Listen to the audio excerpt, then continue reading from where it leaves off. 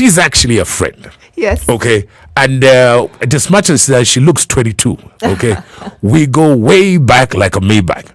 And I remember there's Cactus, by the way. And remember they used to have the best ice cream? Yes. And the best cakes? Yes. What is it now? Do we know? I have no idea. No one goes into the CBD. Yeah. Let me tell you something. This is my favorite day of the week, as you know, because it's all about aspiring to inspire. I call this that lovely blend between a TED Talk and an Engage. We basically bring you pioneers, people whose life's journeys epitomize that word that we call grit. And she's a pathfinder in so many ways. My dude, my producer, Jeff, my left-hand man, it's very nice. He tries to, put profiles together. It's like, she's sending it to HR. And when I read our guest story, and I didn't know all of this, but clearly I've experienced all of this because we literally grew up together. She's a media and communications professional.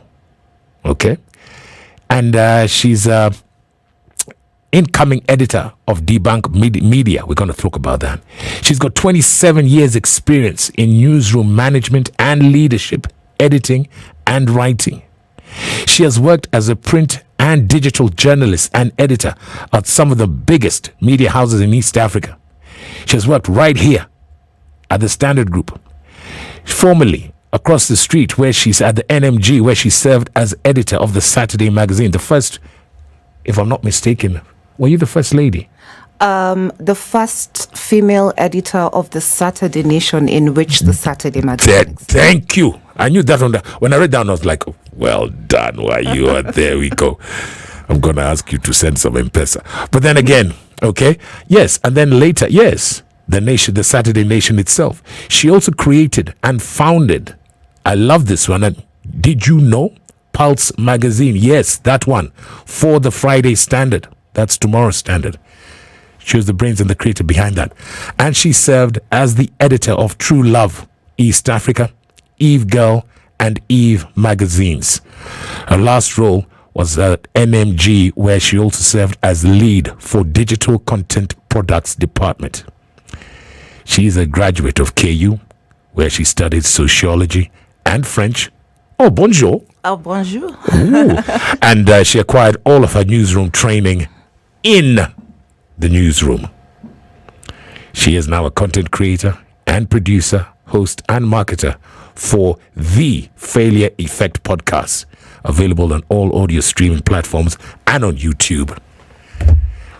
I give you, my friend, Wayua Muli. Hey. Thank you. Every Thursday, I do say that the Waswahili wako na this saying, especially in TZ, that in life, and they use the mountain Kilimanjaro. Mm-hmm. When you climb it, it takes 5 days to get to the summit. 4 days to get to the summit, then 1 day to come back down. And every day, it's pole, mdogo. You climb up, acclimatize, you come back down in the evening to sleep. So it's up and down. You finally get to the summit. They tell you, relax, you're now at top of the world. Mm-hmm. But after 15 minutes is, guess what? Mm-hmm. Yes, you're now at the top. But you're still only halfway there. You've got to get down. There's no helicopter that's coming to get you. Yeah. That's half the journey. And most mountaineers will tell you it's on descent that a lot of stuff happens. Yes. Death, injuries, nini, because, your mind basically, the focus disappears. Mm-hmm. So, the thing about you, Waya, is that your focus is always constantly present. Who's Wayua?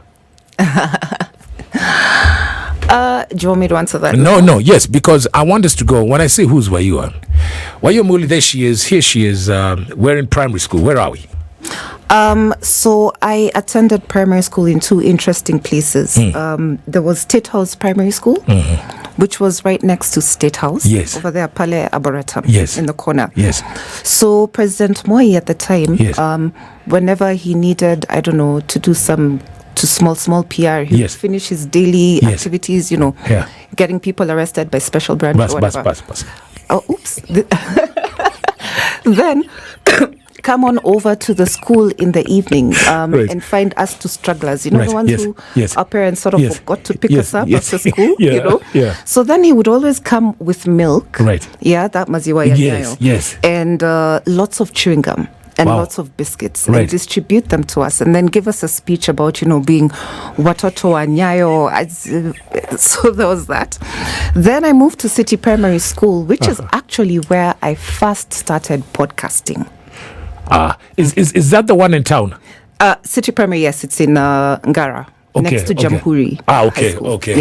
So Jamhuri Boys and City Primary used to be one big school that was very, very important to the, colonial government. Right. Then they split it up. But the most important thing is that the school was next door to the Kenya Institute of Education. KIE. Yes, which is now the KICD. So the Kenya Institute of Education would record radio lessons, for people to listen to in the afternoon. So your agriculture, your English, all 2 p.m. afternoons, there would be radio classes on VOK at the time. Yes.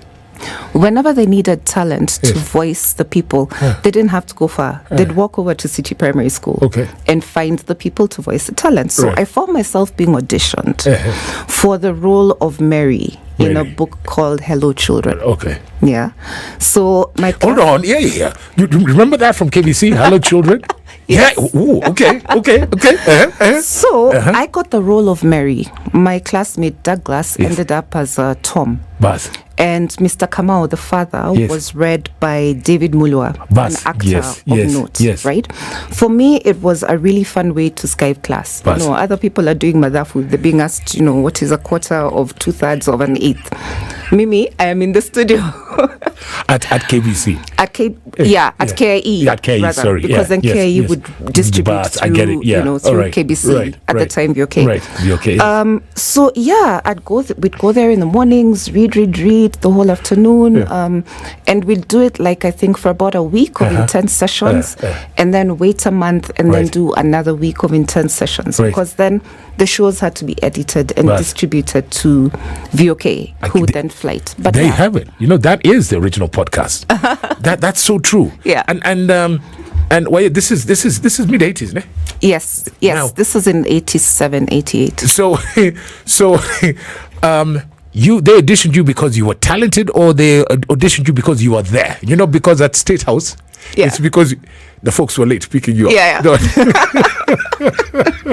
That's a funny story, by the way. Like now, City Primary. Is it because it was a process of elimination, and we got the best of the best? Ama it's just because you're like, iki piki ponki, there's no one else here. It was after school, and then you're like, okay. No, it was they needed someone with clean English. There we go. Yeah, that was it.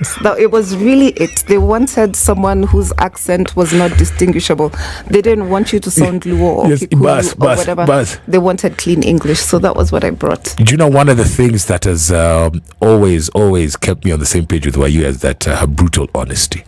Love it. So, okay, so now when they get you at the KIE and they say you're going to play Mary, do they tell your folks or do they tell your teachers? Both, because as a minor, you cannot receive payment. Okay, so they have to tell your parents, and your parents also have to consent to your voice and to handling financial affairs for you. They also need to know why you're missing classes. Sharp. Okay, so they let the school administration know, and then they also let your parents know. Right. So you started in this vocation when you were how old? Let's put an age to it. It's not right to ask a lady age, but you're not tight. So how old were you? I was about 11 years old. 11 years old. Yeah. You started earning money at 11. Yes. Okay. So then we're done at City Primary. Yeah. Clearly, Mary then does grow up. Yes, she does. Now she's got dreadlocks and tattoos. Where does YU go to? Secondary. When secondary school, did we go back to State House? No, we didn't go to State House. So I was a very bad student. I mean, obviously because I was busy recording. Yes. So I ended up in Ngara Girls. to the eternal shame of my family, which is a family of academics. Yes, I come from a family of I went to Alliance. Bus. As Yes, did you. yes. So everyone They introduce each other with student numbers. 07865. Yes. 1964. Thank you. I think pisses me off like that, by the way. Anyway. Yes. Yeah. But then now here I am. I'm in Gara Girls. My mother is like, I. As a matter of fact, she told me in Form 3, the way your grades are going, you're not going to get very far. So I suggest you look for a better school so that you can go back to Form 2. Yeah. And then now we proceed. So let's be cleer. She's also not telling you to find your own school. Yes.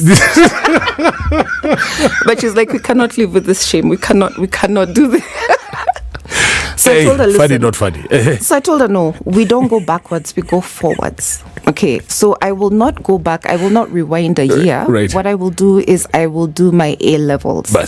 So I went and found myself a school and ended up at St. Mary's for my IB.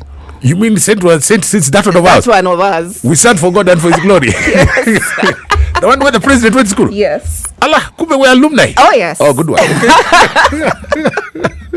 So you do IB? Yes. Wow.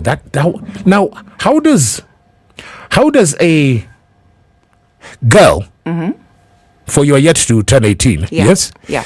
Go and manage to knock on the doors of the Holy Ghost fathers and tell them I want to join this school? There must be some, and I know you are very unassuming, by the way. You're very self-effacing. Okay. There must have been some brilliance there because they took you in. Why? So I don't know if you remember a teacher called Mr. Tindiabwa. Yes. Because the way that Saints is structured, you've got the head of junior school, yes, and then you've got the head of secondary school, and then you've got the head of That's IB. True. Yes. IB is not Kenyan system, so it was run like a proper business. You need to get your licensing from the International Baccalaureate system.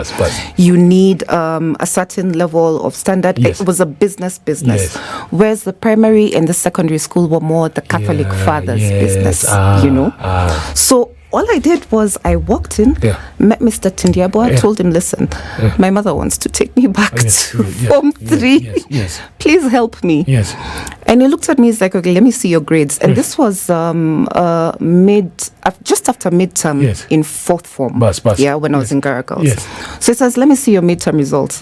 He looked at my paperwork and he's like, where I don't know if you will make it here.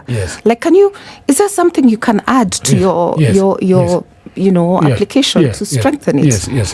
I told him, well, I can swim, which was a lie. I'm a good swimmer.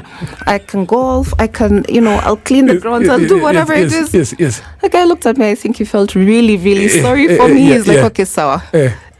Report in January. And the rest, we were. They say is history. Yes.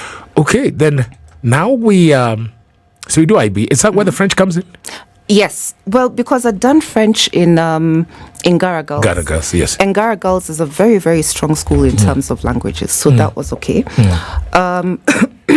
Sorry, excuse me. Then I did my French in Saints. That was one of my higher, because we had 2 levels of subjects. So that was one of my higher subjects. Right. Yeah. My lowers were chemistry, Swahili. Then I went to KU after that, which is really, really interesting because the reason why I was in Saints was because my mother was certain I would never get a passing grade to be admitted to a local university. Exactly. Once again, a huge shame because not only did they go to Alliance, they also went to the University of Nairobi. Now here you have a daughter who's constantly getting C's and D's. You're like, So the plan was always do your IB and get admission to an international school. Right. But then when I was in IB2, one of my classmates brought us a copy of the Kenya Times. Right. Because those days the Kenya Times would be the one to publish all of the names of the students who'd been admitted to uni. And she says, well, you are there, you are. I'm like, you're lying. I didn't even apply for uni. Because in fourth form, they used to make you had to fill in an admission form. Gara Girls was such a terrible school in terms of grades. Our headmistress actually said to us, you know what? If you want to apply for uni, it's fine. If you don't want to, it's also fine. Whatever. Do your best. So I hadn't applied. Okay, but I had reached the passing grade, and the reason why I got into uni was because of my French grade. Yes. So it was those days, when they're trying to do that gender balancing. Yes. So this was the reason.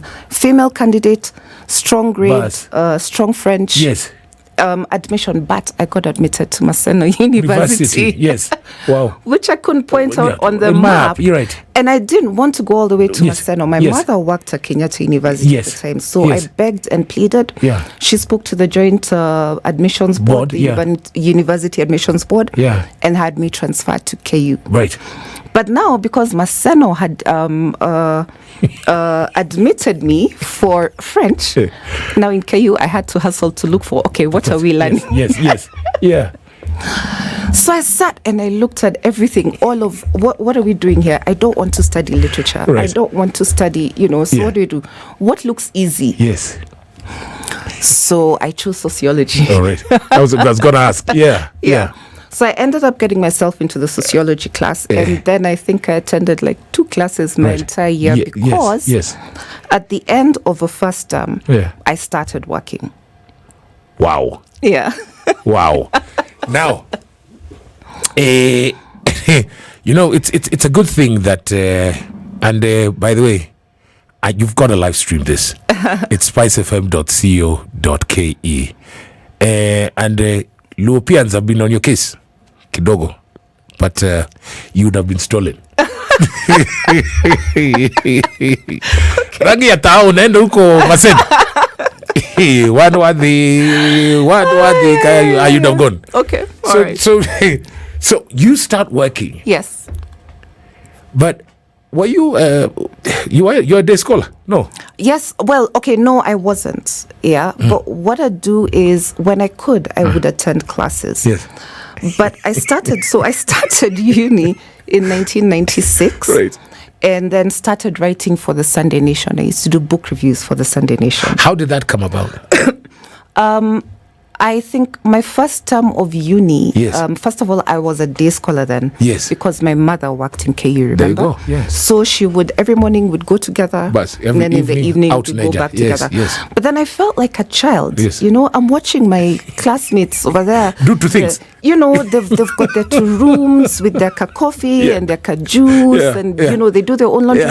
Me, I'm still here being dropped off and needed by my mom. So I told her, listen, we can't live like this. Second term, I want to get my own mini accommodation, and I want to start taking care of myself. Yes. So what we're going to do with the very first holiday is you will tell me which of your friends can give me a job, like a car receptionist thing. I don't know, whatever. Yes. Do you have any friends who need I don't know, I run errands.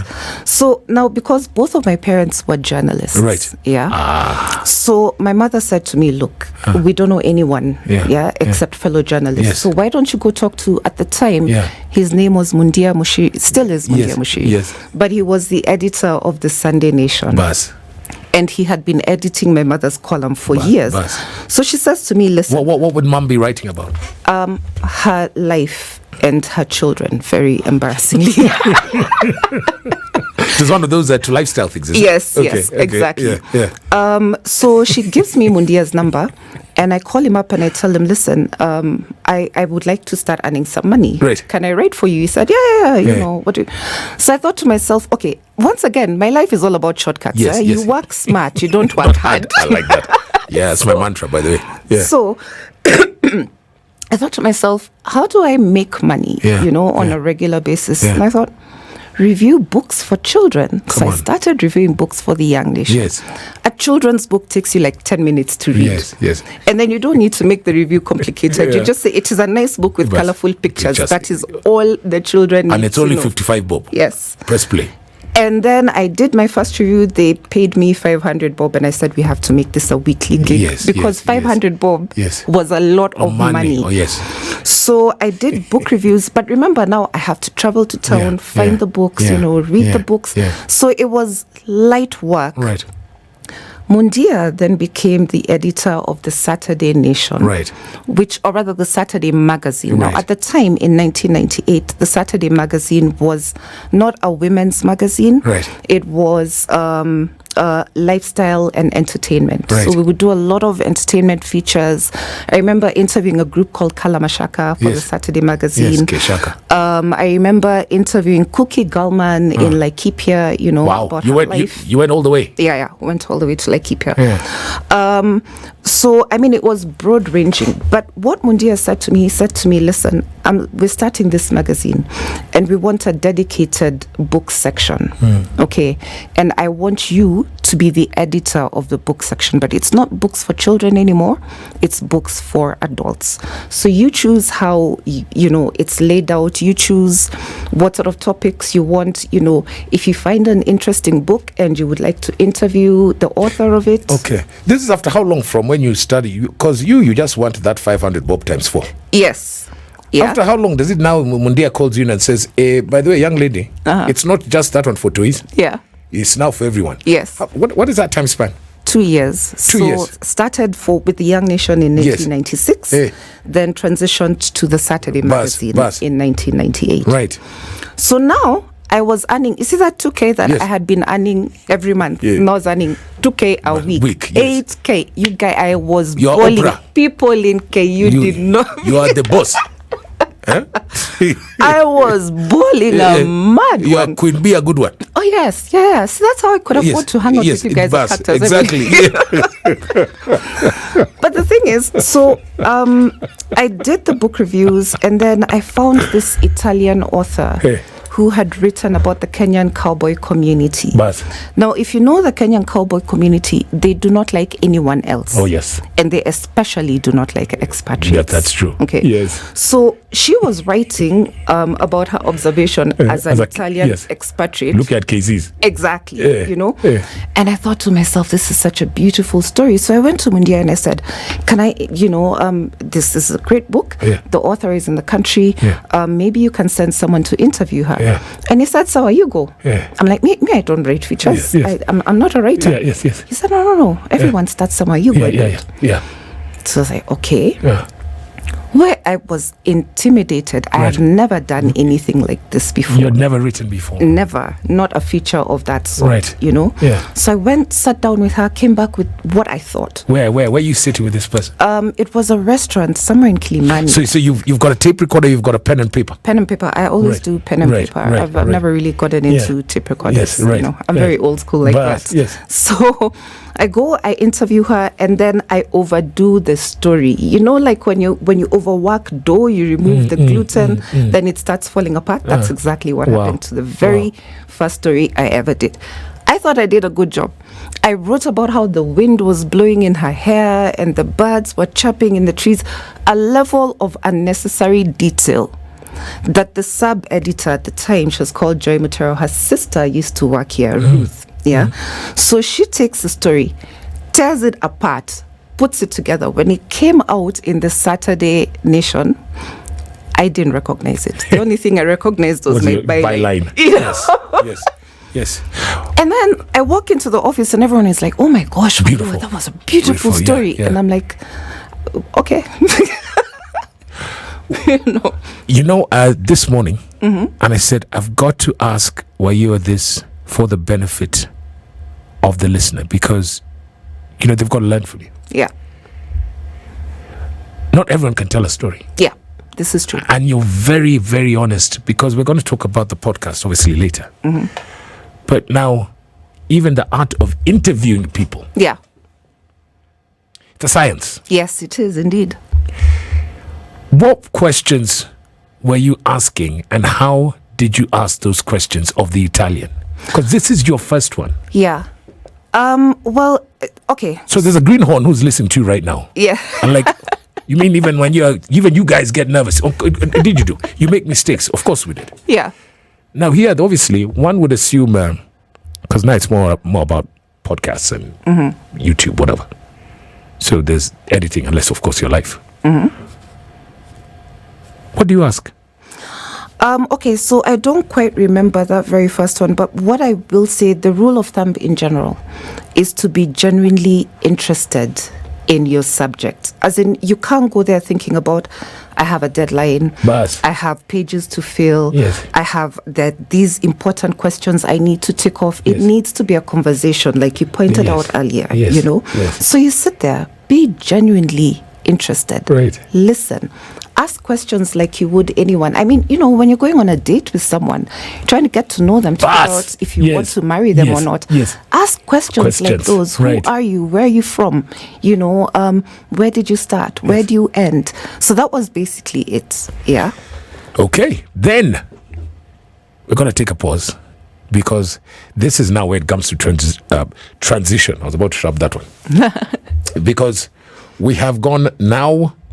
We are officially entering the big leagues. But we're still in KU. Yes.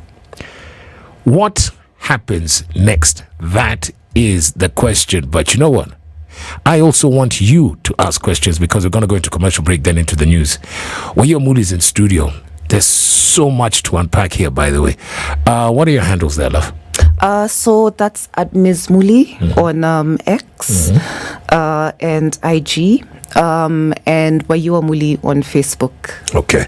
Now 0719012600. That of course is the studio number. Or get onto Spice FM KE. Tukona, do we have her poster? Very nice. Yep. So ask questions, but listen. If you're one of those Kenya Floaters Association, we are not looking for you today, by the way.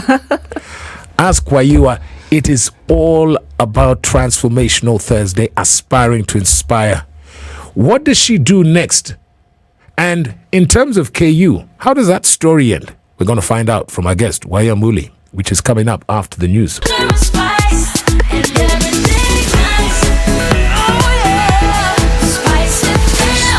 Because this is that hour where basically, you know what, we give you people whose life journeys and life stories epitomize that word we call grit.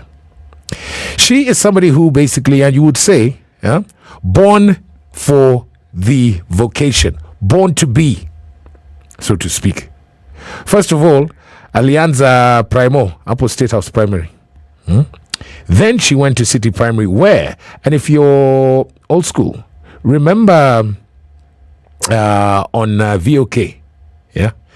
And then if you're at home, Yani, there was those toys who basically they used to do classes on air, yeah. And I like the way she describes it. She says this is one of the original, if not the original podcast. Indeed, it was. What was it called? Hello, Children. Hello, Children.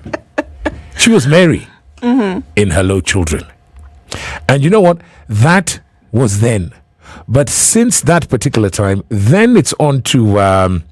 This is at State House. This is at State House, right?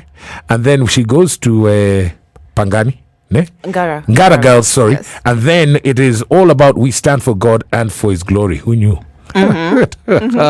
St. Mary's for IB. Then we get to KU.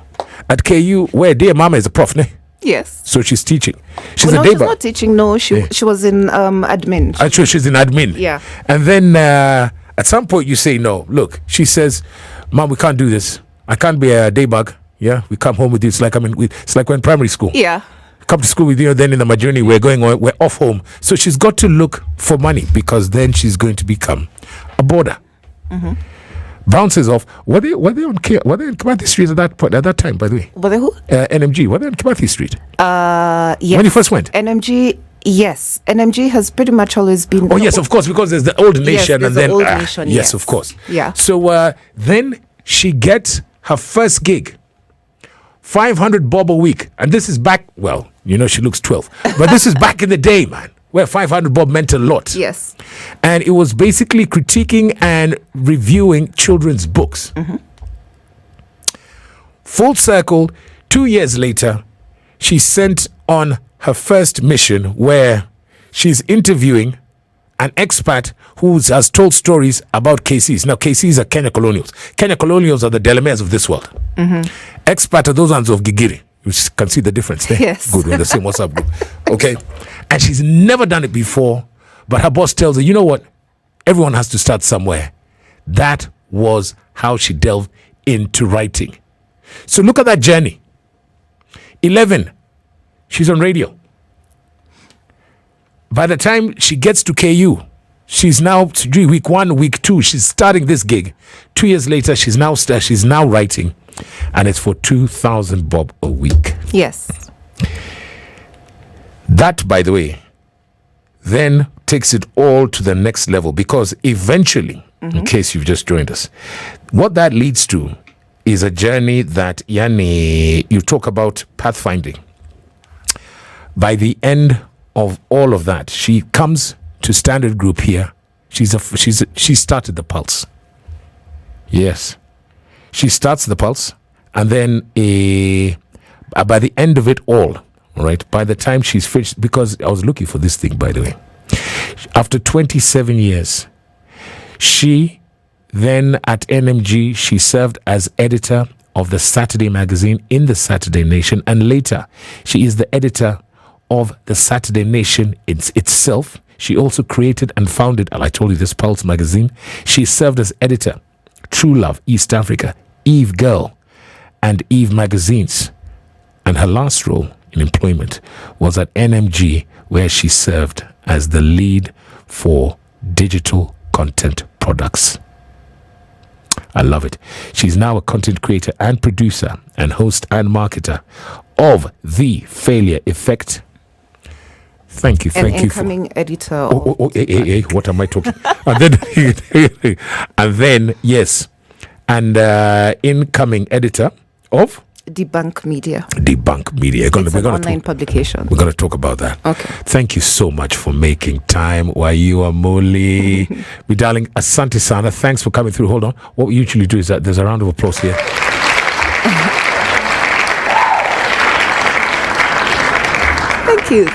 Thank you. So, we, before we left it, so now it's 2,000 bob. You started writing. Yes. Where does that take you next? First of all, it got me in trouble with my French lecturer. Her name was Madame Dade. Famous. Oh my gosh, she was strict, but she was also really cool. I remember in first year, because we were used to learning French in English. You understand? Sana. I mean, I was, there's a time I was in Kisumu. Yeah. And then guys were being taught English in Jango. Omera. Oronyaki watch. Good morning. Iwinjo. What?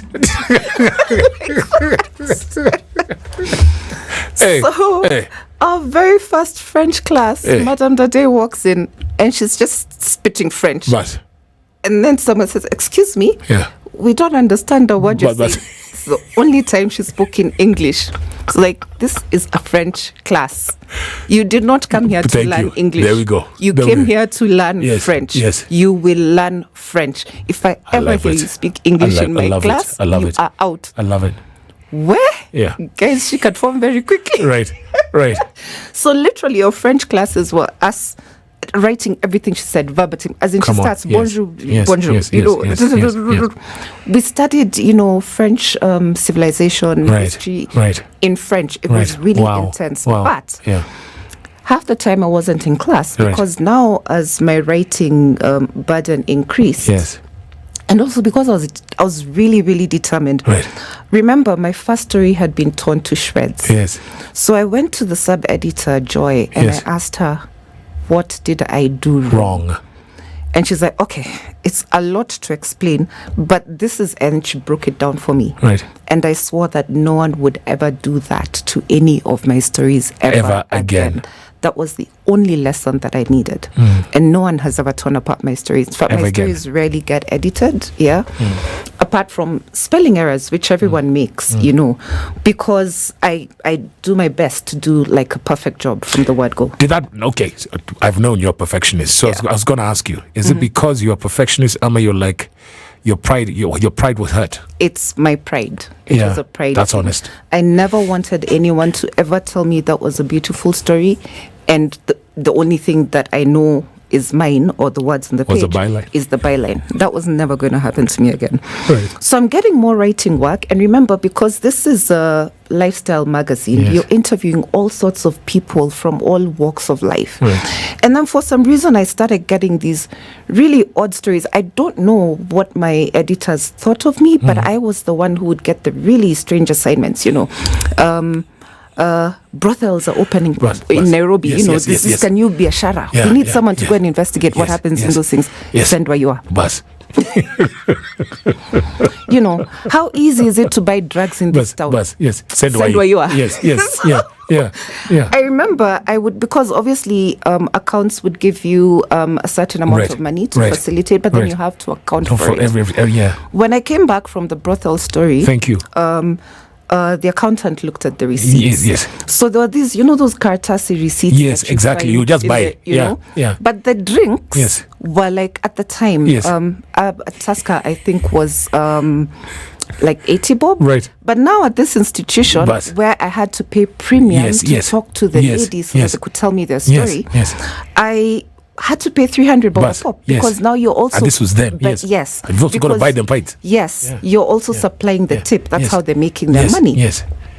So this accountant looks at my... Jeff, I'm talking like I know, This accountant looks at my receipts and he's like, but these are class D. Thank you. Prices, Yes. But look at the receipt. How am I supposed to? So I tell him, no. You want me to take you to the brothel? You and ask them. So he's like, okay, you know what? So he signs off, gives me, writes off whatever amount I owe. Yes. A couple of weeks later, I go back. To the brothel? No. Because now it's the drug story. See, I've gone, I've bought, things from streets, pedis, whatever. Yes. So I go back and I tell him, okay, here's the change left from the money. But I don't have any receipts. Thank you. So he's like, why don't you have receipts? Yes. I mean, how do you do a story and you don't bring receipts? I'm like, I've just bought cocaine. Yes. Who's going to give you a receipt? Tell me who's going to give you a receipt for heroin. Right. Like, here's a gram of heroin. Nice doing business. The third time I went to him, I can't remember what story it was. He's like, I don't even want to hear it. It's okay. It's okay. You've got carte blanche. You do you. Yes. Yeah. But meanwhile, my grades were suffering because I would leave KU in the morning, report at NMG, and then go back to KU in the evening, picture by my friends' rooms so that I could get their notes for the day. Yes. Go spend the night transcribing and then go back to work in the morning. And mom is none the wiser. Is she still there? Well, at that point, was she still there? I think for her it was, she thought I was balancing everything fairly well. But for her it was mostly, I didn't need any pocket money from her. So I love it. It's okay, whatever. I love it. I love it. What's driving you at this point? Right now it's just the fun of it. There was opportunities for travel. There was looking forward to, and those were the glory days of print journalism. I like that. Newspapers were big, back in that was how you have people like Masharia guy that were coming up, people like Whispers. Those days, a print byline was, a big thing. And I wanted to be just like them. I love it. The first time, obviously, it wasn't your story because, as you said, Joy tore it up. Yeah. But you saw Wayo Amuli byline. How did you feel? Oh, my goodness. So now the second time I saw it properly, because obviously the first time was moot. Right. It was always completely, intensely proud. Always? Yeah, I mean, it's great. Yes. People chase that byline. That's true. You have no idea. Yeah. Until it wasn't. Yes. Which happened around 1999. Yes. When immediately I graduated, then NMG hired me, permanent and pension board. Yes. So I spent the next 5 years between 1999 and 2003 being a cab reporter or writer for the Saturday magazine. It was, I used to look at women in the newsroom at the time, and the glass ceiling was so low for them. They would only ever get so far, and they usually ended up in the features side of the newsroom, But there were very few women in politics. There weren't any women in top leadership. I remember all I can remember is the Rhoda Orengos of this one. Yes, Rhoda Orengo was a brilliant editor, but again, Glass ceiling. Exactly. Because she only ever got as far as Business Daily, the life section, and the Saturday magazine. Okay. Whereas maybe she should have been the editorial manager or the editorial director. Maybe she did have all of those years of experience. She certainly had the political connections. Why the bias? I don't know. Newsrooms were very, very intensely masculine back then. How did you break it? So I moved sideways. Yeah. Fafanua. Okay. When you want a promotion, don't sit in the same business that you're in. Find another company and work for that one until the other company. Yeah. That's the bite. I love this. So sorry, you'll find me and Jeff do that a lot. Okay. Yeah. So find another company to hire you so you can show the company that you want the promotion from what exactly it is that you can do, which is exactly what I did. So in 2003, I was looking around the newsroom realizing, this business will never give me the promotion that I want. I will be stuck being a features writer for all of my life and I will never grow. So at that point, about 2001, 2002, I'd started doing 3 things. Every morning, I would get to my desk, switch on my computer, and update the date on my resignation letter. Come on. Because no one knew the day or the hour when I would say I have had it. Yes. Then the other thing I would do was log into 2 websites. So there was a magazine, an American magazine called The Star, which did celebrity gossip. Yeah. And then there was the National Enquirer. Yeah. That did. No, that one. Yeah. Exactly. Yeah. And the thing that I loved about them was how they treated their celebrities with so much irreverence and, with humor, and they would just rib them. Whereas in Kenya, we tended to treat them like gods at the time. Yes. So I'd read, both publications, get my fix for the day, and get along, go on with work. Yeah. October 2003 is the day I said I've had it. That was the last day I updated my resignation letter. This time I printed it out and I distributed it to everyone. Why? I think I was just, I don't know who I'd gotten into some sort of a strange fight with, but I was up to here. Umeshiba. Yeah. And also just the knowledge that I wasn't going to get far. All right. And then I was young, and then I was a bit impulsive, a bit hot-tempered, the Mary side, it tends to come up. So I went home. I wrote about this last week. I went home. I had a bedsit in Nairobi West. So I went home to make a bedsit. I didn't even have money for curtains. So I newspapered the windows. And I asked myself, where do we get rent from now? So a week later, I get a call from a gentleman called Mutuma Matthew. Now, at the time, the Standard was retooling. Yes.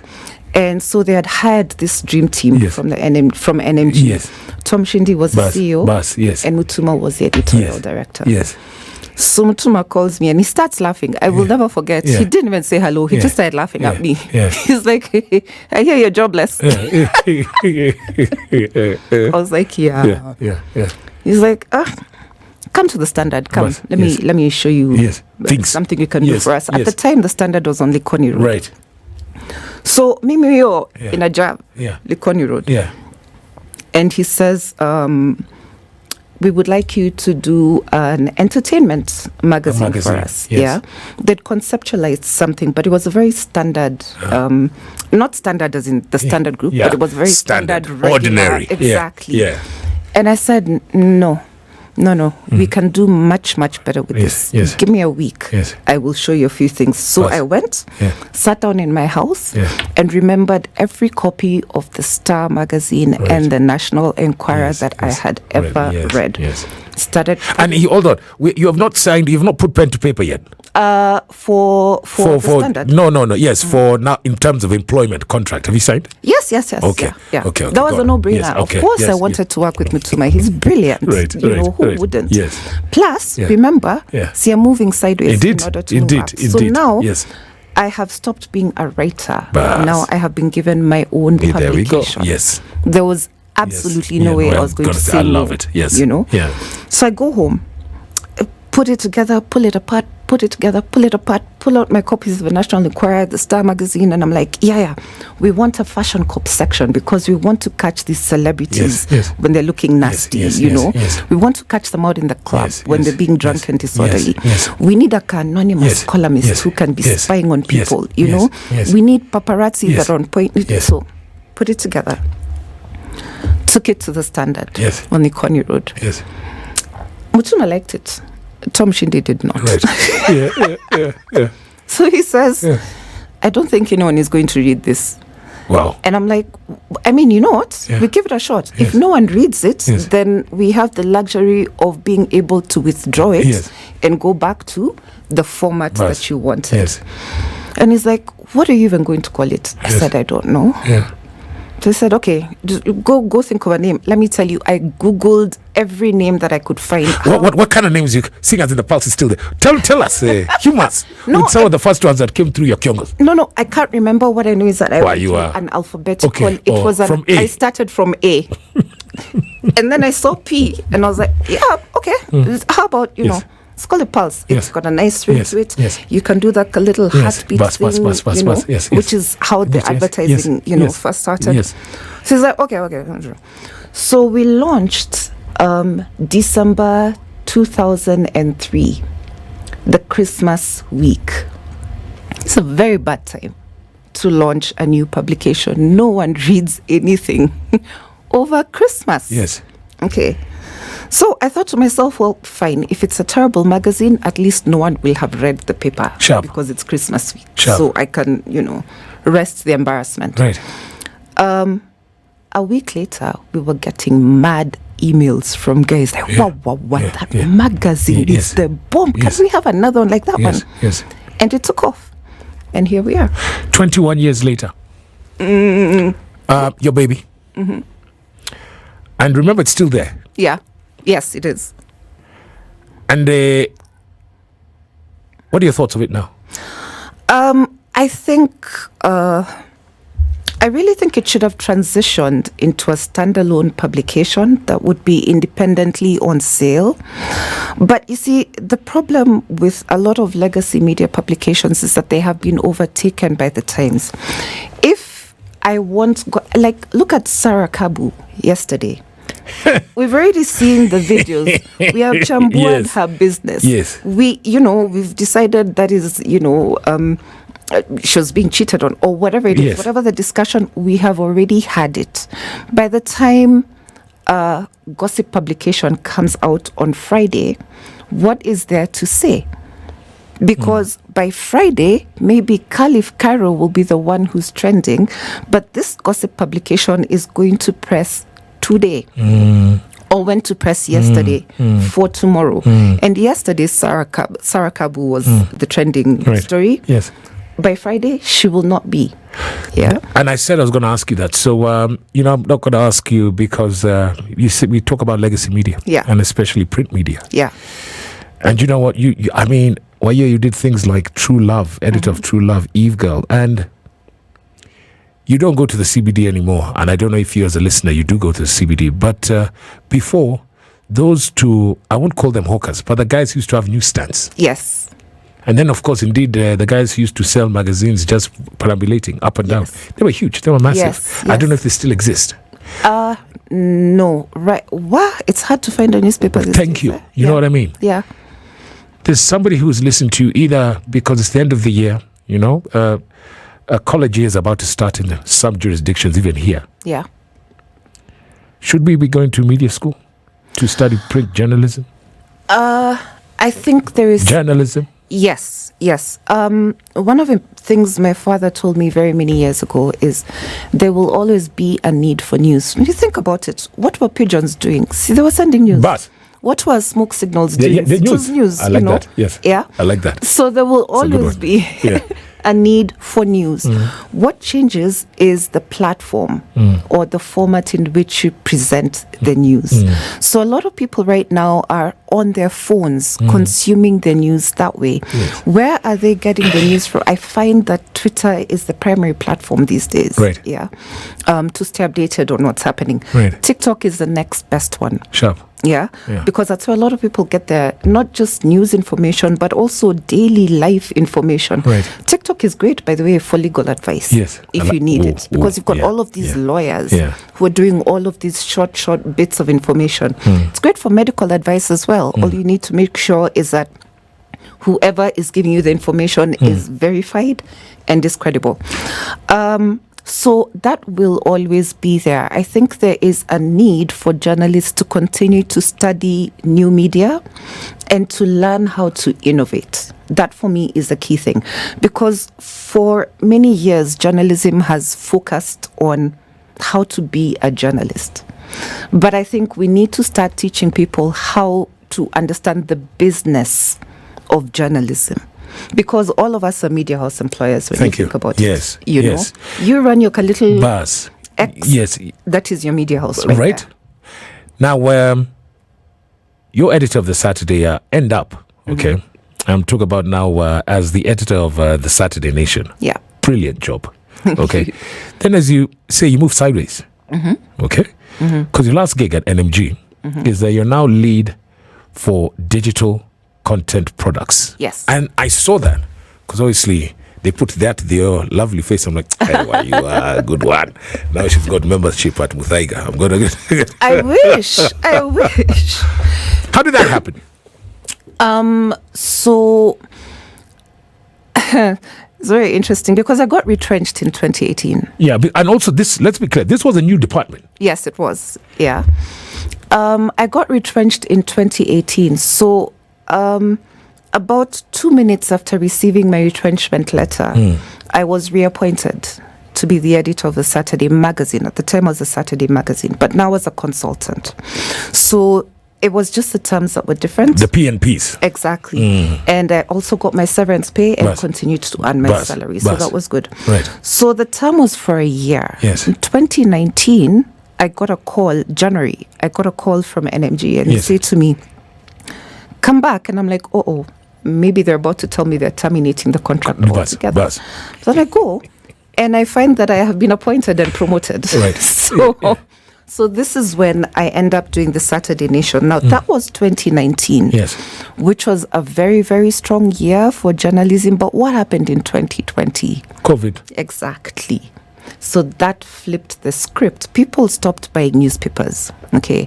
There was a rumor because natives are not going out. Yes, people aren't going out. Remember, a lot of newspaper sales came from office subscriptions. Yes. So yes, of course. Exactly. Yes. I remember we discussed that. Yeah. Yes. Everyone is work from home. Yeah, so no one is buying papers. People aren't on the streets. Vendors aren't selling to anyone because the other source of traffic for newspapers is on the road. Yes. Yeah. And then finally, there was a rumor that newspapers give you COVID. I remember that one. Yes. There was a lot of dumb things going around. Yes. So that kind of it killed things and retrenchments for all media houses. Yeah, not just here, not just at NMG. Became the norm. You know, so there was need to pivot. I think the other guy, look at me using tech terms, pivot. Yes. We needed to pivot. So there was also a really, really big need for people to understand how to digitize content. Okay, because if everyone can only be online, then newspapers need to figure out what is your online strategy. Are we putting up paywalls? Kenyans don't like paywalls. Okay, we will find a way to steal the news for some reason, or we'll read the headline and we're okay with that as far as this is all of the story. So what do you do? You know.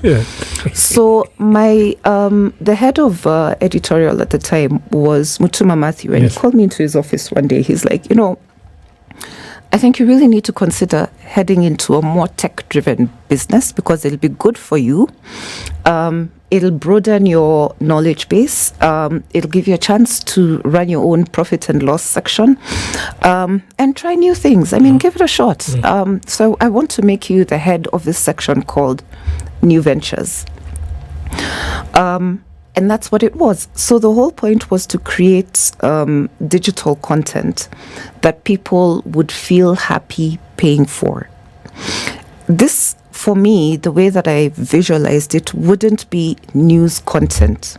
It would be information content. So when, let's take a website like WebMD. Okay. You go there because you've got symptoms. I've got a headache, I'm coughing. What does this mean? So you go to WebMD and you Google. That is exactly what I wanted to do, like for the health sector. Create usable information, information that was very, very personal to you, so that you could come to our website and check, how am I feeling? Am I coughing? Is it a headache? Is it COVID? And where can I go for treatment?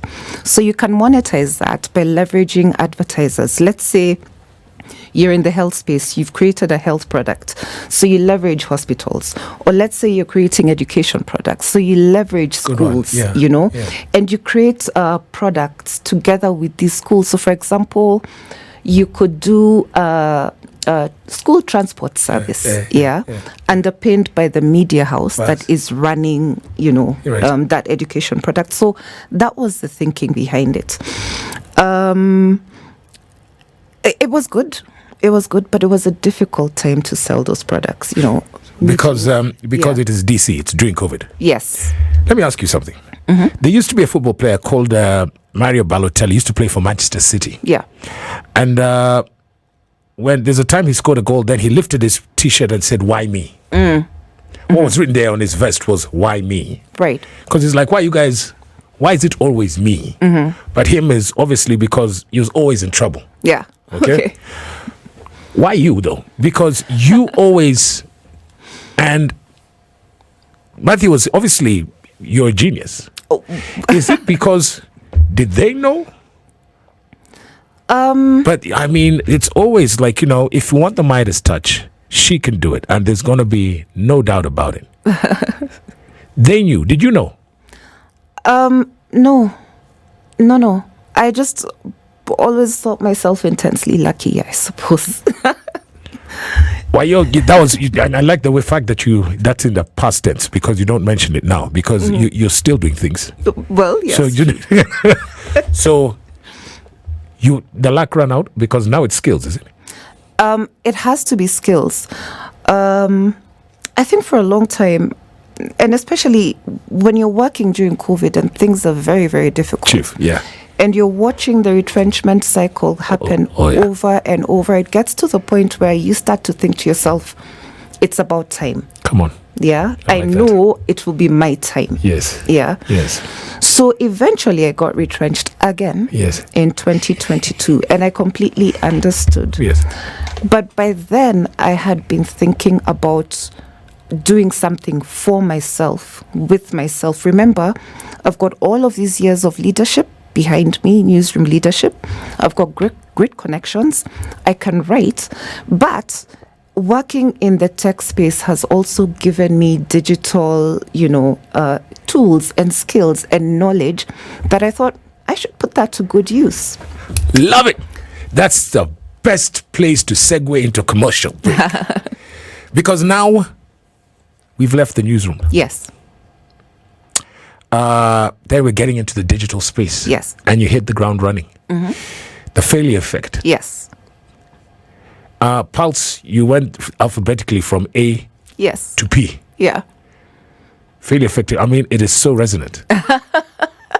Were you there carrying a carton? You're like, that's a good one. Yeah, I actually brainstormed this with someone, and we were looking for a name that would work. So I said, it should be about, how do you take failure positively? And we thought, fail up. So I went, and obviously, when you're setting up a podcast, the first thing I will tell you, please Google your name, because it is important for the SEO. Hey, now that is French. Jeff, I know you understand SEO. What is SEO? Search engine optimization. Come on. Yeah, it's how to. Now we want to go to school. And we're going to do that after the commercial break. But before I want to put the issue of the newsroom to bed. Obviously, I mean, you are a pathfinder on so many products. And now that and you edited Saturday Nation. Yeah. Where you are, the biggest weekend newspaper in East and Central Africa. When your story is told, in terms of the newspaper part of your career, what will be the chapter 9? Oh, chapter 9. I think the art of, well, okay, so here it is. Yeah. Being female in the newsroom is hard enough as it is. Being a female leader in the newsroom is even harder. Come on. Because people expect you to be motherly. Yes. And sweet and nice and accommodating. Yes. But you've got deadlines. Yes. And you need to be tough. Yes. And you need to be strict. Right. There are a lot of people who will tell you, I am, difficult to work for. I am. It's not that. First of all, I'm really shy, very introverted. For those who didn't know. It takes me a lot to say hello to someone because half the time I'm just, wondering how will they receive me. Do you know, to be honest, and because you're my friend, I used to be like, how is my pal going to manage with these people? How does she do it? Right. Yeah. Because knowing you socially, and then so it's like you put your Batman suit on, do you? Yes, I do. You definitely have to take on a persona. You have to step away from yourself because really, if you ask me, I'd much rather be just in the house by myself than out there socializing. I get very nervous and I am completely socially awkward. Which is why I chose print journalism, because then I wouldn't need to be, on TV or on air talking to people. I could just rest behind my byline and it would be okay. So here I am. Now I'm leading all of these publications and people expect me to be sweet. I'm like, if the minute I let down my guard, people will realize just how afraid of people I am, and then they will take advantage of me. So yes, I was a bit prickly, but I had to be in order to do the things that I needed done. So I think that's what I talk about, how to get over yourself. I like that. I like that. It's just because of time, but you got to come back.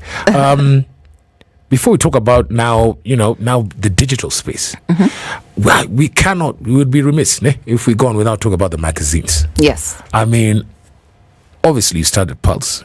I can't say that enough, but I'm talking about the true loves of this world. Right. Was it when there was a point when they were being distributed by NMG, right? Yes. Was it at that particular point, or this is totally separate? No. It was while it was a joint venture with East Africa Magazine. Right. So what happened was I got really exhausted by Pulse because you're out every night in the club. Yes. It's and then things got worse, but this is another job that we'll talk about. Right. Pulse was a weekly thing. Yes. So Tuesday, Thursday, Friday, and those Kenyan 8 on Tuesday, and then those Watch on Thursday, and then on Wednesday there's a rock night, and then Friday, and then so by April 2005, it was a wrap for me. So I got a call from the Monitor in Uganda. Yeah. To go and be the features editor for the Monitor. Right. So I did that for about 9 months. Then I came back to Nairobi. 9 months. What? The culture shock? Language barrier? Depression. It was homesickness, which homesickness is a form of depression. Yeah, which is true. So what is it? You couldn't get over the fried pork, or these guys drinking beer with a straw? What was it? It's very difficult to be a young, single Kenyan female in Kampala. Yes. No, Jeff, not those thoughts. Stop it now. Anyway, you have to be. Uganda is definitely a country that is for marriage. Yes. People get married very young, and you get your that is true. When you're married. So that was, and then Kenyans are considered aggressive and we're loud, we're rude, and you can't talk to the dudes a certain way, and you're the boss. Yes, it was this, So I came back and started. There's a magazine called Eve. Yes.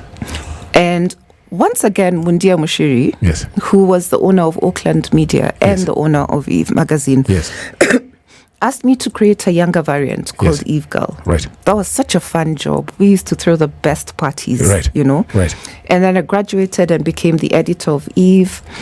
And then Auckland shut down, at which point I became the first society editor for The Star. Yes. Indeed. Yes. Yeah. Before Dickie. Yes. So now that was a really tough job because I was editing all of the columnists. Yes. So Monday to Friday, it was my job to commission their pieces, to edit them, to direct them, and to mentor them. Yes. But then, because there was only one society editor, it was also my job to go out every day. Wow. Looking for gossip. Yes. Where 7 months later, I was like, I can't do this. You're in the club every day except Sunday. Yes. It was really difficult. Half the time I'd be falling asleep at my desk because the sheer exhaustion of everything. So when Carol Mundy called me and said to me, come. There's something I need you to do for me. I was so eternally grateful. So she says to me, I want to transition into the role of publisher for East Africa magazines, and I need someone to take over True Love. And you can do it. Now, Carol Mundy, very beautiful woman, very, very graceful, very Christian, very married, and then me. What are you talking? So I was, are you sure? She's like, yeah, you can do it. I was like, but I'm not you. So she says, no, you can do it. And I did. She took me on, trained me, helped me. And there we are. You know, when you they say if you are looking for a free meal, just go to any hotel, say your media, then you're inside. Free lunch. Just go check. Do you hear function media and inside? Where would you find stories? These days, people send stories to you. Yeah. And back in the day, man. I mean, where do you go to? I mean, obviously, if you're looking for politics, those days you go to Intercon because the Wabunges would be hanging there. And Serena. Yeah.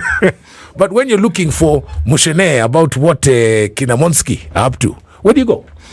Okay, so what I did, when we set up Pulse, every person on the team had a sector. There was the guy whose job was to speak to the Ganga guys. There was the person whose job was to speak to the upmarket, nameless and whatever. So your job was to manage public relations. So if we do a terrible story about, let's say, Prezzo. Prezzo will call his person at Pulse and start complaining. And that person's job is to say, imagine that, I'm going to talk to them. So, but what I did when I set up Pulse, the very first thing I did was call up my old connections. So, for example, I used to worship in the same church with Wahoo way back in the day. Eric Ndavi was a great connector of people. Indeed. So may his soul rest in peace. But he would always manage to bring people together. I had, so there was a church community, those you guys, the advertising crowd, and through them, there was always someone who had someone's number. I love that. So what I did was I called each of them up and I said, look, I'm doing this thing. Please, come on board. This is how it'll help your career as an actor, as an actress, So it used to make sense back then. Your network is your net worth. Exactly. Does it still resonate now? Seeing as in, and you mentioned that yesterday, Storo, because now it's here. Yes. I don't need to know you. Yeah. It's just, pun intended, light, camera, action, press play. Yeah. Let's see what happens next. The digital space, because this is where, honestly, one, you fascinate me, and two, I'm very proud of you. Oh, thank you. So we want to talk about that next. And we're live on Facebook. And by the way, if you've got that Swahili for Wayua, there's so much to unpeel here, isn't there? 0719012600 Spice FM KE. I trust you are learning. What are your handles there, my love? At Ms. Muli on Twitter and IG, and Wayua Muli on Facebook. Yeah, see yourself. There, Wayua. And you're live. So Bill, you say, hi there. I'm following the show from my office here in Nairobi, and I'm so inspired with her story. I worked for Nation for 10 years as a journalist looking at the media space. I had to quit this year and started my own network, Prime Africa Channel. I love what I'm hearing. This lady has well understood the media space. Mainstream journalist should be a little bit more concerned about the future. Good thing is, news will always be there, and we will always be here to deliver. Speaking of new things, man, we were going on a break for a minute. We're going to talk about the failure effect. Okay. And then also, there's a new venture that you're starting next year, which is next month. Next week. Wow. I'm talking next month, you're talking next week. We're going to talk about that with Wayu Amuli. Next.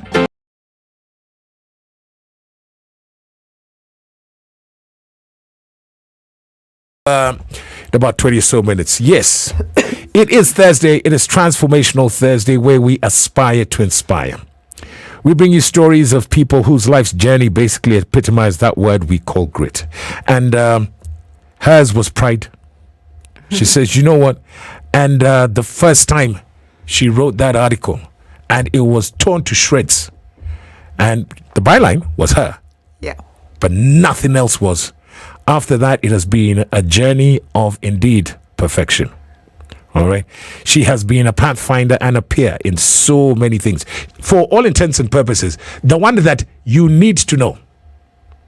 She was, talk about the glass ceiling when we talk about and we talk about newsrooms. And it's 2024. We're streaking to 2025. She started out The Pulse. In terms of the name, The Pulse, she chewed a brain lock, but then she went through alphabetically from A, she got to P. She's like, okay, that makes sense. It's still there today.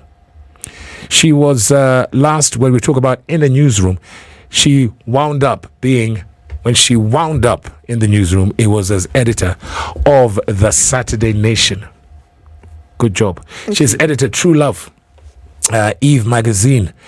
She's done things, but then now it's all about the digital space. Because her last job in media was as the lead, and this job was just created, and then they're like, she's the one who's going to do it. Lead for digital content products at NMG. Then come November 2022, literally 2 years ago. Yeah. She's like, okay, out major. She retires from there. Okay. She says, actually, she was retrenched. And then it's not about sitting down and wallowing. I mean, obviously, you give yourself time to wallow. Yeah. That's important. Yes. I gave myself all of December to just stare at the walls and feel sad. Is it because it was December? Even if it happened in March, would you have done it in April? Yes, I definitely. But you need time to heal. I like that. Yeah. Is that important? Yes. These days, they say at therapy. Well, if therapy is the route you choose, whatever it is, but take your time to process whatever it is that's causing you pain. Did you put a timeline to that way? Yes, I did. So you said it's just 4 weeks? I said you have until December 31st. Very good. January 1st, you'd better wake up and hit the ground running. But, Now, you literally hit the ground running because now you're trending. Well. And but in January 2023, and we've discussed, you now set up a podcast. Yes. Called The Failure Effect. Love the title. Thank you. Is the title, the first I smiled. I laughed. I said, that is so, I know I used a cuss word, but I said, that is so what you are. Bloody brilliant. Why that title though? Because we have stigmatized failure. I love it. But essentially failure is just a learning experience. Yes. And it is a part of life. Yes. When I left NMG, and I think that was part of the inspiration behind it, I definitely felt like I had failed. Right. With my job at New Ventures. Yes. I wasn't quite, all of the circumstances weren't working in my favor. And I thought, well, there must be a positive lesson that someone can take away from it. Right. And I don't want to go home and feel like a failure. Pass. I want to know what can I take from this and how can I apply it positively. And then there are other people who also have similar stories. Now, remember, during COVID, a lot of businesses were shutting down. So you had a lot of entrepreneurs walking around feeling like failures. And I thought we need a small community, a place where we can come and process and people can share their stories and say, yeah, I lost my business. I got auctioned. My marriage ended. I had the mental health challenges and look at me now. thriving. Yeah, just to keep other people encouraged and to let them know that whatever they're going through, it wasn't the end of it, especially during and post-COVID. So I set it up. And I suppose this is the place that you are interested in hearing what happened after I set it up. Yes. No. But before you, how important are titles were you? No, they're extremely important in terms of the name of the podcast. Yes, it's really important because it needs to be snappy and to communicate the message. Come on. What I like about the failure effect is the logo, because it's an F+. If you have survived the school of failure, you deserve that F. Listen, did you get a creative to come up with that? Yes, it did. I love it. He actually went and synthesized what are we. How do you best transmit, the ethos of the podcast? Right. And I loved it the minute that I saw it. Right. Now, you spoke to my producer. He spoke to you to get you here. Yes. Right. And I told him, I asked him, we got to get it for tomorrow. It's short notice, but so basically he told you a story. Yeah. Yes. And you're here. Yes. Which means he convinced you. Yes. So my point is, everyone has a story. Yes. Okay. And usually, and Jeff doesn't say a lot. But these days, when we were starting in this vocation, there was a very, very, very morbid fear of a microphone. Yes. Now everyone is drawn to it like a moth to a flame. True. What is and because this is now where I really want you to go to class. Okay. All right. Because you said that, and we were speaking off air. First of all, what's the difference between, in terms of, because it's all about revenue, okay, not about content. Yeah. Because that's a show for a totally different day. To make money, what does one need to do? Because you said podcast, and you remember some people like myself, we're like, we want to start, but we want it to be quality of your standards. Right. All right, the failure effect. Okay. Then I see people who, there they are, they walk into the bathroom at, Sarit, your city, and then they take a video, and the next thing I know, it's got 25,000. Okay. Like, what is this? Yeah. Is there a secret? Do you need a plan? Half the time I find, okay, personally, let me put it like this. I find that if you're rigid about sticking to a plan, you will not get very far, because you need to be able to work with the market and adjust to what people want. You will learn a lot if you're doing your own content creation. You will learn as you go along. For example, the Terence creative of today is not the Terence creative of 5 years ago.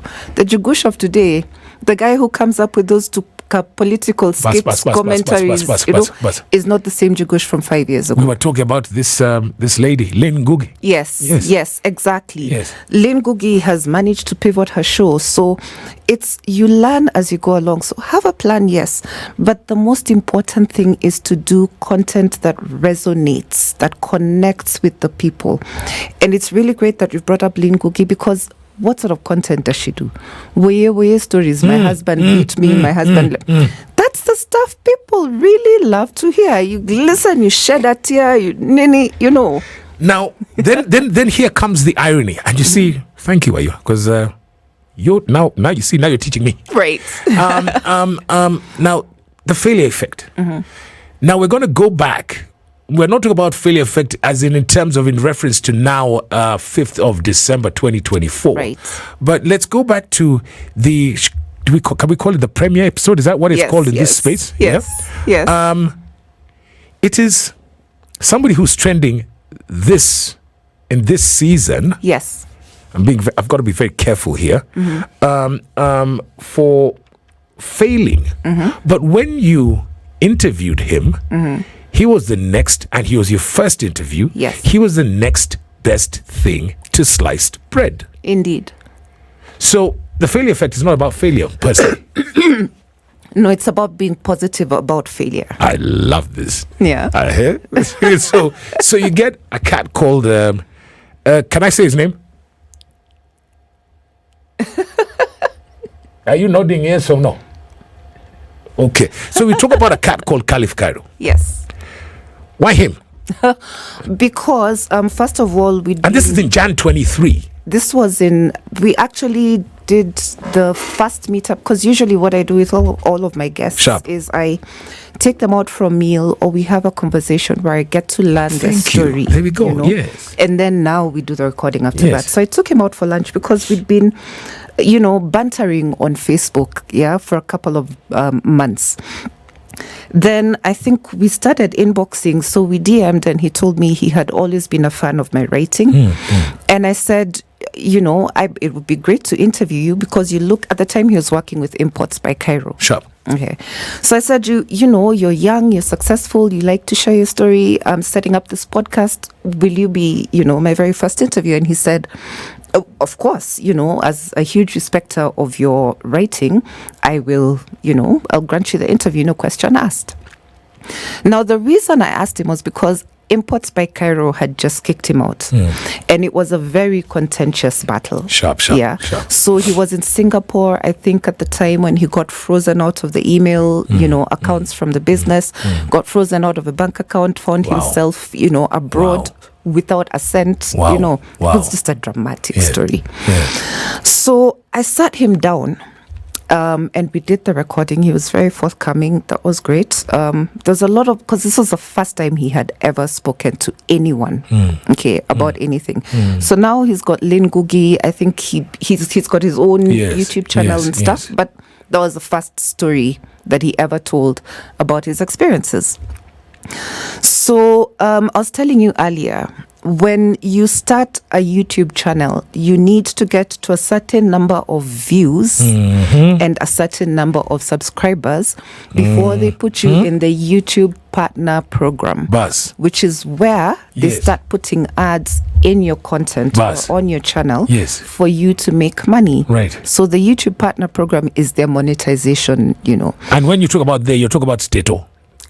Well, for everyone. Yes. Everyone with a YouTube channel. Yes. Okay. So at the time, I think they've reduced it to you need 1,000 subscribers. At the time, you needed 4.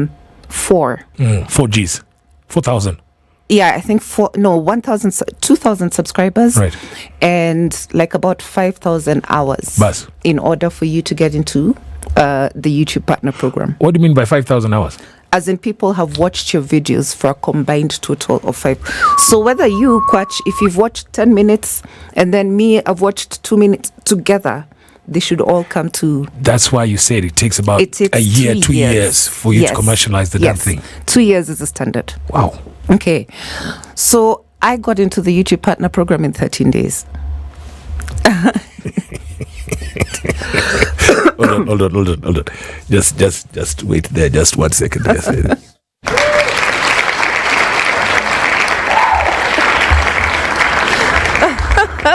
Good job. Thank you. What was that because of the interview? Yes, it was definitely credit to Caliph Cairo. Was that luck, or was it because Wayu Amuli knew exactly what the hell she was damn doing? I would like to think that I knew what I was doing. But now it is grown. Yes, it has grown. It's been on pause for a bit because it is a very expensive venture. You were talking about you were putting figures down to it. Yes. So I want you just generally in broad strokes, not because obviously standards are different. Yeah. But generally what it takes, because you talk about production facilities, but some people will record themselves at home. Yes. And then, like we say, standards, some would say makeup, and then some would say, but you don't need makeup. Then you talk about wardrobe. But generally, there's a cost implication. Yes. Do you find that holds people back? It does. I mean, unless you're going in with sponsorship, it's expensive, it is costly. And you realize, for example, if you're recording yourself at home, I tried it, by the way, doing an audio-only podcast in the house. Maras G, someone has switched on their water pump, so now it's bzzz, someone is knocking on your door, there's a toy crying. Yani, you've seen a lot in your life. being on these streets that we call media, but then you make it sound like that was such a traumatic experience. Like,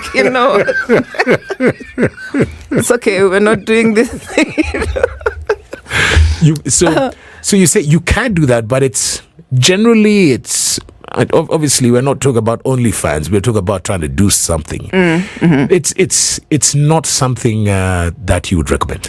I mean, I use that word very carefully. Yeah. Well, if advisement. I think you will realize that recording a podcast is not just about putting your voice, or recording a vlogcast isn't about just being in front of a camera. You also need to edit it. You need to find your end credits, your what is your jingle, what is your tune, what does the logo look like. The production is harder than doing the actual work itself. I like that. That's honest. So if you do not have the equipment, if you do not have, a lot of people will say, but you just get CapCut on your phone and then you edit. You cannot edit anything more than 25 minutes on your phone. Yes. It will pressure you. Right. Yes. So, I mean, think about all of those things. I admire, Adele Onyango, for example, she started her own podcast. It took her about 2 to 3 years, I think, before she started making money from it. Wow. And she doesn't make money from it from the streams necessarily, because she has a lot of partners and advertisers that she works with. Now, you guys in radio, you already have the skills, you have the voice, you have the bylines, so to speak, that would allow people to say, oh my gosh, Edward Kwacha started his own podcast. So if you have those skills already, then you would know what to do with it. You've been sort of like, I don't know if you would call it editing, but you control. So you know what it takes to get the sound correct. Yeah, you know what it takes to cut the segment and insert that segment. Well, I want you, because there are various things that you're doing. Yeah. First of all, and I've always appreciated and loved your honesty. So why do you, people like us, because you've brought us to the table, right? Find that a lot of people in this space, the Edward Kwachas of this world, we want to, but we are reluctant to start. Why do you find that is? Have you noticed that? Yes, I have. I think because it takes a lot of discipline for starters. That's true. And then again, the equipment and the facility costs will hold you back. It's so much easier to come here and record on someone else's dime using someone else's equipment. But what do so now you in your house, do you know where to buy the microphones? No, you know. Because I was actually having a conversation with somebody and she was like, I'm like, what do you do? She's like, now I build studios. So studios for who? Because obviously when I imagine a studio, I'm either a music recording studio or this studio. Yeah. And I look at it and I'm like, no. Yeah. Not to disparage, but no. Says, no. A lot of people are building studios in their house. Yes. I'm like, Allah. Yes. You mean? And says, yes, you can do it for about 200 Gs. Kwenda huko, yes. But speak of it, so a lot of people are doing it. Yes. And which means the market is now saturated. And as somebody, I saw a guy, and honestly, where you are, is... No. And I've seen people who, they're like, now I'm getting into podcasting. And in my mind, I'm like, but why? Okay? So, no, because I know people. Okay. Fantastic. You're now doing also something that is, to me, what we have lacked and what you do not get in school. Right. Yeah. Okay? And also what you might not find on YouTube, because this is also a class. You can teach yourself. Yes. How do I boil water? Google is your friend.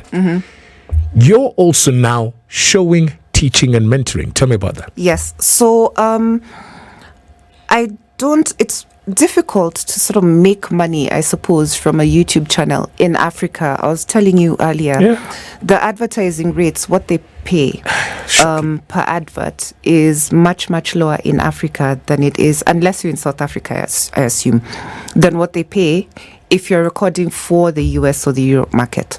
So I was telling you earlier, Caliph Cairo has the most views, but I earn less from his video than I do for an interview that I did with DJ Shinsky, because DJ Shinsky is US based. That's where his friends and family are. A lot of Kenyans listen to him, don't get me wrong, but because he's in the US and his community is in the US, ads on his interview earn more than they do on the Caliph Cairo interview. That is important. Yeah. That's key. That's a takeaway.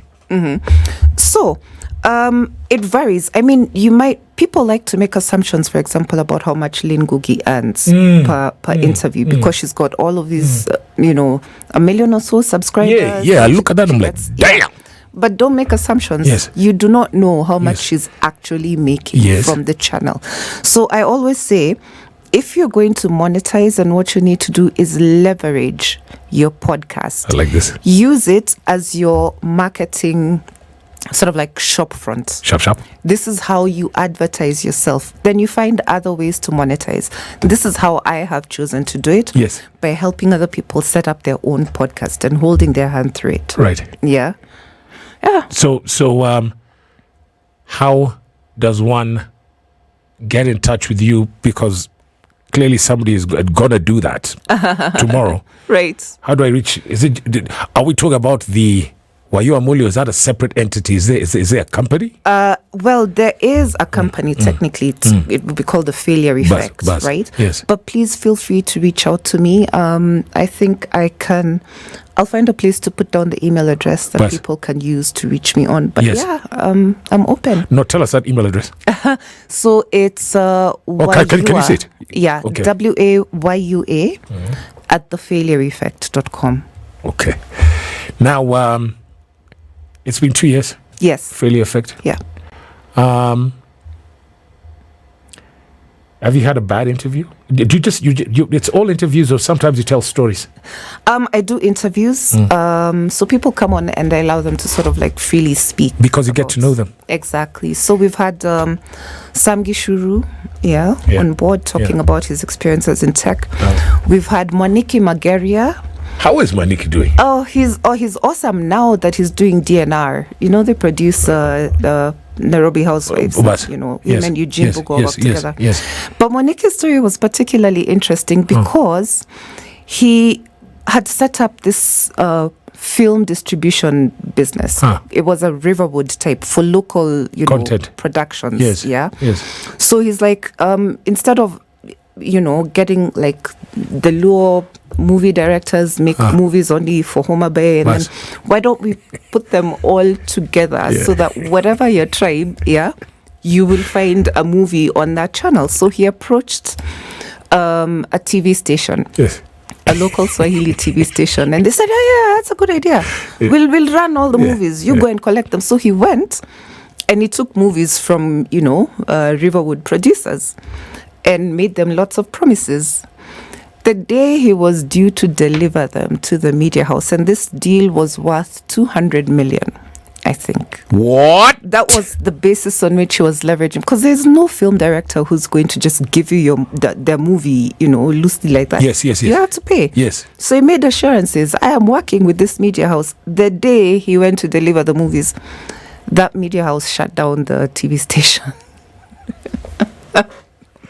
Yeah, that's a good episode of The Failure Effect. You can fire. Of course, he did. So he goes on to talk about how he recovered the depression he went through. We've had people talk about marriage failure.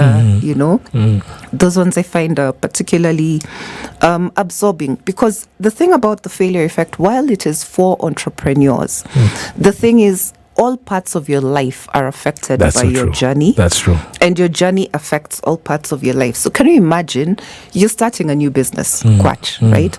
That's about 2-3 years of you sinking money into it and getting nothing back. Yes. And being an entrepreneur is working 100% of the time. First of all, you start out yourself. You are the HR, you are the accountant, you are the CEO, you are the driver. It tires your spouse, who either has to support you financially, or is wondering, okay, where are we going with all of this? So you just quit and go back to work. Why can't life be the way that it is? So a lot of marriages tend to fail in that first 2-3 years of the entrepreneurial journey, Like so this. Do you know, I've got to ask you, because you said, first of all, take time to heal. Mm-hmm. Yeah, after that jolt of retrenchment. Yeah. Unfair question. Mm-hmm. But, and after, going through and basically talking about all these experiences. Yeah.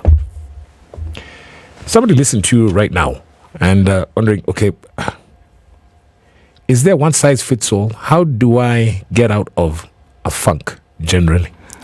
Oh no, there is not a single way to do it. You have to find the way that makes you happy. Some people like to lock themselves up and introspect. Buzz. I wouldn't recommend that too much, because what happens is you end up beating yourself up. True. Yeah. It is always best to find some sort of community. Talk to someone. Sharp. Yeah, I know it's very, very difficult when you're going through it, but find the time and the energy to,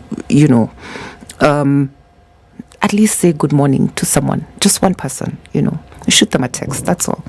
The other thing, and I cannot emphasize this enough, if you're going through a funk, it is very, very important that you do one thing: get out of bed. I like that. What you do after you get up is really, you could go back if you want, but just get out of bed every day. I like that. Yeah. I like that. And for me, it started when I was in Hosi. Just get up, make the damn bed, and then do something. Yes. Even walk to the bathroom, brush your teeth. Yeah, that's it. Make the damn bed. Yes. I like that. Even if you're going to get back in 20 minutes later. Yeah. You're brilliant. Now, speaking of brilliance, right. Aside from the failure effect and all, the various webs and the tentacles, the directions that it's going, there's also something that is happening next week that is new to you. Yes. And it's editorial, but we said we are not going back to the editorial newsroom. This is in the digital space, is it? Tell us about that. Okay, so I am joining Debunk Media, which is an online publication that was started by a journalist called Asha Mwilu, who used to work for for Citizen, right? Yes. And her business partner, Isaac Otidiamuke, who's a really brilliant writer. Right. So they started Debunk, to do exactly that. To debunk myths and issues and stories. Yes. And it focuses on people, politics, and pop culture. Those are the three thematic areas, although there's also different branches. So there's Debunk Women, there's Debunk Quarterly, which is a publication that they put together. Now, what I love about Debunk is the quality of content. These people do not have as their journalism. So for most journalists, what we do is we interview someone for 45 minutes, and then we assume we know their story. Yes. But if you do not take your time to observe your subject, then they can tell you whatever and get away with it, because we haven't bothered to investigate them. Oh, yes. So what Debunk does is they take the time with their stories and their interviews. So you get a quality of story that's very much like Vanity Fair. Oh, those ones like they spend 2-3 days with somebody. Such like things. Exactly. Yes. Oh, good one. Getting to know them, querying the people around them. It's really, really quality journalism. So they started this during COVID. Yes. It's a good time to launch, an online publication. Right. And right now they're going through their expansion stage. Right. So there we are. And that starts next week? Yes. Why halfway through December, darling? Oh, no. It's Jamhuri. Well, technically, really, Independence Day. Well, but it's because it's a process. You kind of want to get to know each other. Yeah. Before you start throwing work at each other. Remember, this is not. It's not a newspaper. It's not you have to have something on that page by 5 p.m. because this paper needs to go to press. You can actually take your time with the story. So really, there's no rush and there's never a bad time to start. I like that. Yeah. But you missed the stories. I missed the stories. What is it that you missed there? Because I know it's not the title, babe. What was it? Oh, it's the opportunity to just do something really, really brilliant. Something completely different. And just, but I have missed the writing though. I have to admit. The opportunity to do something really, really brilliant. Mm-hmm. And you have been brilliant where you are. Thank you. Godspeed on debunk and on the failure effect. So would you where do you see that? Where do you want it to be, the failure effect, in 2 years? Because a lot of people get traction because of nonsense. Yeah. And I don't mean to stir the hornet's nest, but you see these fake news and then clickbait. Yeah. You've always been the principled sort. Will that work in the long term? Are you okay? So in terms of, are we clearly you're not short. You've never been a short-term person. But is it medium term or long? Are you playing the long game on this one? Oh yes, for certain. I think the one thing, it's a legacy project. It is, and the one thing that being retrenched as many times as teaches you is you never know when your journey is with the particular entity is going to end, and even if it lasts for a lifetime, unless you're the owner, at some point you will retire. Yes. Okay. Yes. And you've got to have something to retire into. And what I would really love is to become the failure expert, so to speak, because there's a lot of opportunities where you can teach failure lessons. I would love to do a university lecture circuit, for example, on the subject of entrepreneurial failure. I would love to write a book about getting over failure, because we have a lot of that content, but a lot of it is American based, and that's a completely different market, different conditions. How do you survive failure in Nairobi? And even then, surviving failure in Nairobi is not the same thing as surviving failure in Kisumu. So it's just so true. Being that person who can host workshops, is invited, for panels and meetings.